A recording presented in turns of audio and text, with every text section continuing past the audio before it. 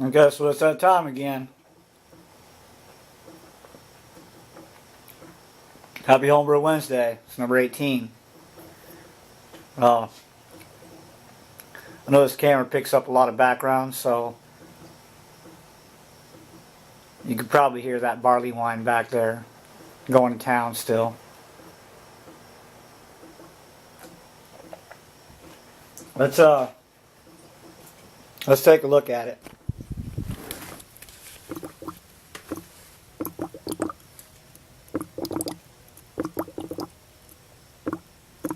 It's Tuesday, and we brewed this on Sunday morning. So it's been going like this since a couple hours after we brewed it. So we'll see how long it goes. It might go like that for at least a week.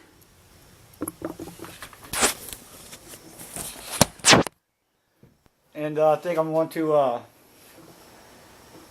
transfer this other beer. I can't remember which one it was. Oh yeah, it was the pale ale that we brewed the Cascades with. The hops that we picked from Jackie O's farm. And then dry hopped it with the Cascades we picked from Jackie O's farm. So first, well, I know I got an empty keg, which hardly ever happens, so I usually actually try to keep one empty for Star Sand in it, so I can just clean my beer lines and stuff out. So I do have one keg that's got to be pretty close to being empty. I might have to go ahead and try to empty it out tonight and get that in there. And plus at Oktoberfest, I probably should go ahead and keg it and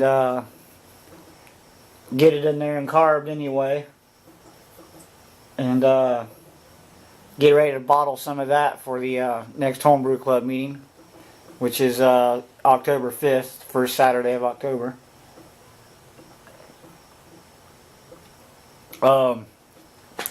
Brew competition coming up. I got an email from one of the buddies at the brew out of the brew club in Zanesville. Have to have the entries turned in by October 31st. And I'm pretty sure I'll have some stuff ready by then. I might go ahead and register and see how many bottles they actually want as far as entering into competition. If it's only like 3 or 4, then I'll probably go ahead and take my Belgium Strong Ale and the IPA I got here, bottle a few of them, enter both of those, see how that works out. So guess we could go ahead and keg this and get that done. Might as well put that in the video since this might be a short one. Been doing quite a bit of brewing lately. I have to go back to the brew store again this Saturday. And under the table was mentioning they used to live here in Athens, which is close to where I live. They want me to check out Stroud's. So I'm going to go down to their homebrew shop, pick up some grains and some more hops. And then since I've been harvesting all my yeast, I won't need to get any of that. And I'll stop at Stroud's and see what they got going on.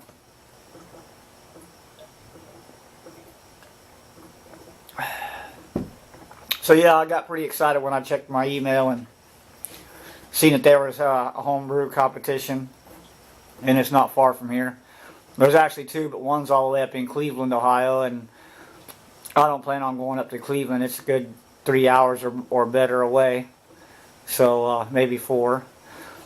So yeah, I guess before I upload this, I'll film transferring this Smash beer. This is the pale ale with the dry hop Cascade that we picked from Jackie O's in this video. So cheers to that.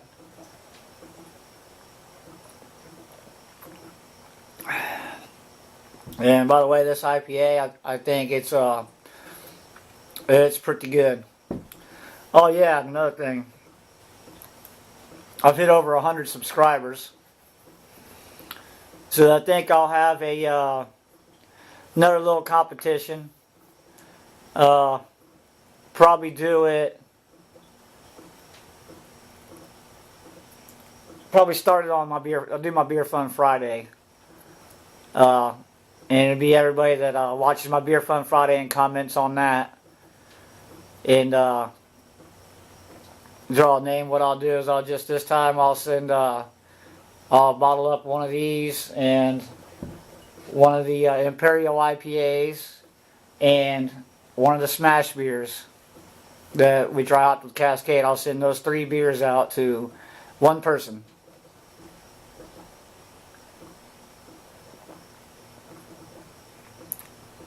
So cheers. Let's get into transferring that smash beer with the Cascades in, so we can go ahead and get it carved. That way, at least it'll be carved by next week. I can get some beers bottled up and sent out, cleared up. Okay, so I got my bucket of Star San with my auto siphon in it. I already washed out the keg with iota 4, and now I'm gonna pump Star San in here. Got the lid that's inside the Star San bucket. Gonna put that back in my kegerator, hook the line to it, and clean up my beer lines with the Star San. Okay, so what I did was put my keg up on one of these stools. I hooked my gas to it, and my beer line from the keg was hooked up before with the middle tap, and I ran the Star San through it until it was clear. And probably about 10 or 15 seconds after that, so just to make sure I got all the beer out of there to help clean. I'm going to leave this sanitizer in here until I tap the next keg, and then once it's carbonated I'll run it out until the beer starts flowing through that line, and then it'll be time to be drinking again. So that's all my hops and yeast up there, and harvested yeast down there. And you can see I got to put another keg in here. I think I still got some that Raging Bitch Belgian IPA down there. I didn't even know. So cheers, and we'll get back to you when we transfer this. Alright, transferring that smash beer with the hops that we picked off of Jackie O's farm into the keg. Just started the siphon, but it's looking good. And it is looking really clear too, which is a good thing, right? So we'll get this on tap tonight. We'll get it started carbonating tonight. We might take our first sample tomorrow, and by Beer Fun Friday we'll be able to sample some of that, so that might be able to send out some of these as tasters.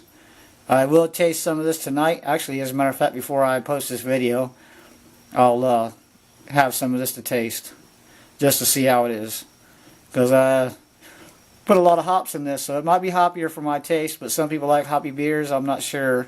So here we go. So while that's dragging into the keg, this is our sample. I'm not sure if you can see how clear that is. It's pretty clear. So whew. I think I can smell them hops off there. Smells like a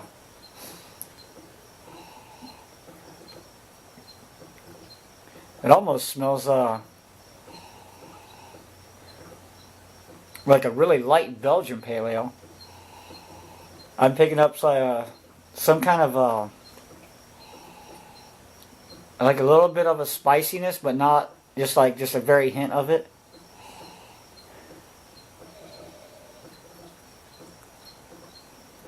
There's a lot of Cascade hops in there.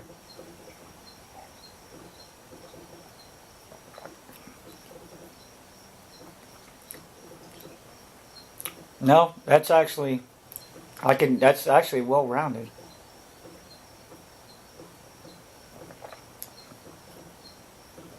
Yeah. I can taste the hops, but not too much. It's not well over hoppy. It's just got that slight hop like an Imperial IPA would have.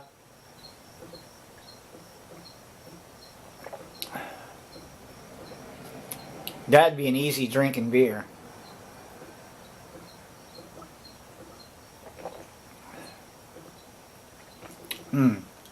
Yeah, that turned out real nice. Turned out real nice.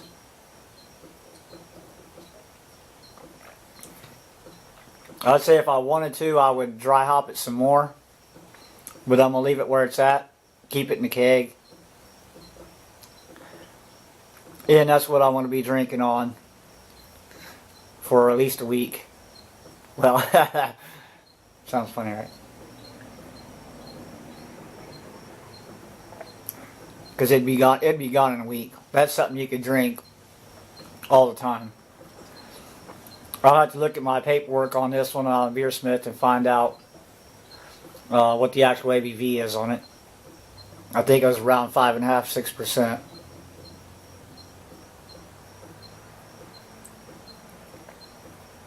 Yeah, there's still some hops floating around in that one because I just took it off the top of it, so that's actually pretty good.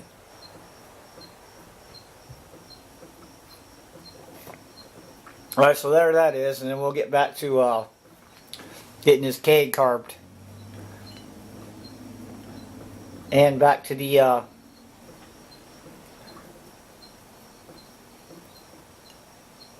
Imperial IPA. So cheers to that. Okay, so I got that beer in there, and it's the only valve turned on, sitting at around 35 psi right now. I'll let that go till tomorrow when I get home from work. Then I'll just shut that valve off, turn the pressure off, click the other two valves on, whichever one I'm wanting to drink, and get it to serving pressure, pour me a few beers. Then I'll click them back off and click the other one on, turn it back up, and let it sit until the day after that, and then it'll be ready to drink. Okay, so just to show you that I won't be without beer, there's still pressure in these kegs. So while that other one's carbonating, I can still pour a beer. I might have put too much in that one. Wow. Probably should have poured that one slow. But it looks pretty good. Nice 2-finger head. So, good tasting beer. That one's going into competition. So we should probably wrap this up.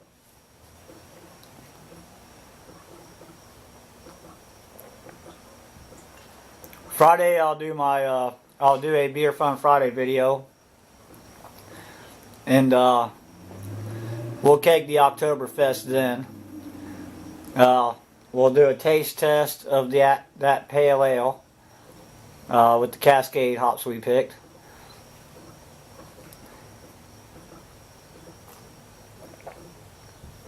And do another subscriber contest. So we'll leave it at that. Cheers, happy Homebrew Wednesday.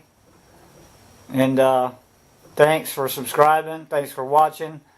Comments, likes, appreciate that very much, guys. And cheers.